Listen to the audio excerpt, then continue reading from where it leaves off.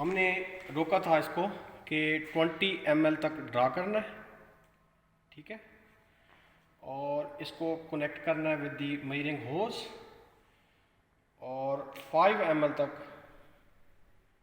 इसको जो है अपवर्ड मूव कराना है। रिमेनिंग 15 ml तक ये रह जाएगा। तो अभी आप मूवमेंट देख रहे हैं कुछ राइट और लेफ्ट, दिखाइएगा ज़रा। लेफ्ट साइड पे जो रीडिंग आ रही है ना H1 जो है ये 0 और इस 0 से लेके यहाँ तक, तो ये तकरीबन बन रही है 133। तो H1 इज़ 133, लेकिन इसके साथ नेगेटिव साइन प्रोड्यूस होगा। क्यों? कि इस 0 से ये डाउनवर्ड मूव हुई है, तो देयरफॉर ये नेगेटिव वैल्यू है। एक बात क्लियर हो गई। उसके बाद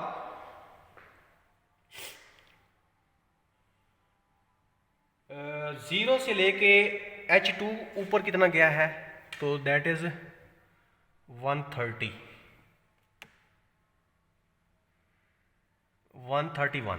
कितना है? 131। तो ये पॉजिटिव वैल्यू है, यानी H1 कितनी है?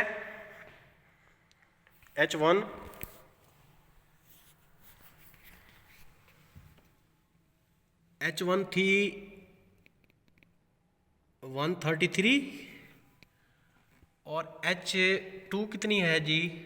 ये तकरीबन 131 तक नज़र आ रही है, क्योंकि यहाँ पर थोड़ा सा आपको एरर नज़र आ रहा होगा, विजिबल एरर जो होता है, साइट एरर बनता है। तो इन दोनों वैल्यूज़ को आपने इसका डिफरेंस निकालना है। कैसे निकालेंगे जी?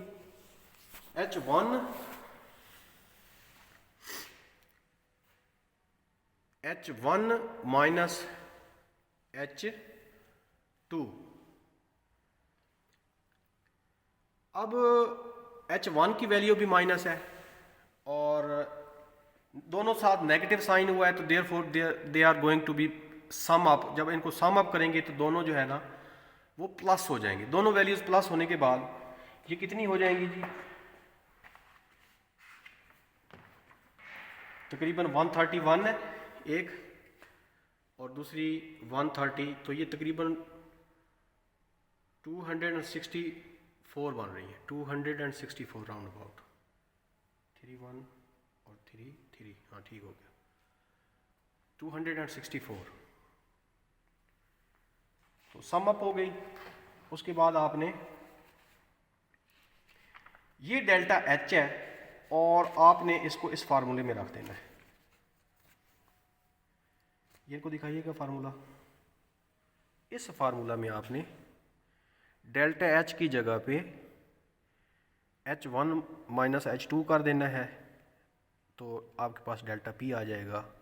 Delta P is the difference of pressure where P2 is जो है वो कांस्टेंट है और दैट इज़ इक्वल टू कह सकते हैं कि 1 atm, या यूँ कह सकते हैं कि ये कौन सा है, यहाँ पर आप इसको इस जगह जो प्रेशर अप्लाई हो रहा है ना वो 1 atm हम क्यों कह रहे हैं? क्योंकि ये एटमॉस्फेरिक प्रेशर है। और लेफ़्ट साइड पे कौन सा प्रेशर अप्लाई हुआ है? लेफ़्ट साइड पे P1 था, तो P1 माइनस P यानी डेल्टा P।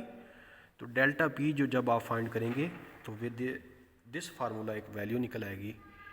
और एक हमेशा इसके अंदर रिलेशन याद रखिएगा कि अगर आप फार्मूला यूज़ नहीं करना चाह रहे, डायरेक्ट अंडरस्टैंडिंग करना चाह रहे हैं, फार्मूला यूज़ नहीं करना चाह रहे, तो then 1 centimetre of water column, क्योंकि हम वाटर यूज़ कर रहे हैं तो इट्स यहाँ पर वाटर कॉलम आएगा, ये होता है 1 मिली बार के बराबर।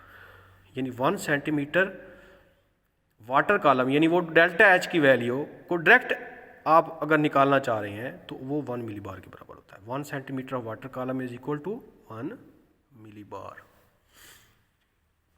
तो ये था हमारा सिंपल मैनोमीटर और उसके साथ जो है ना वो जो हमने मेजरमेंट ली है। अब क्लोज कर दें।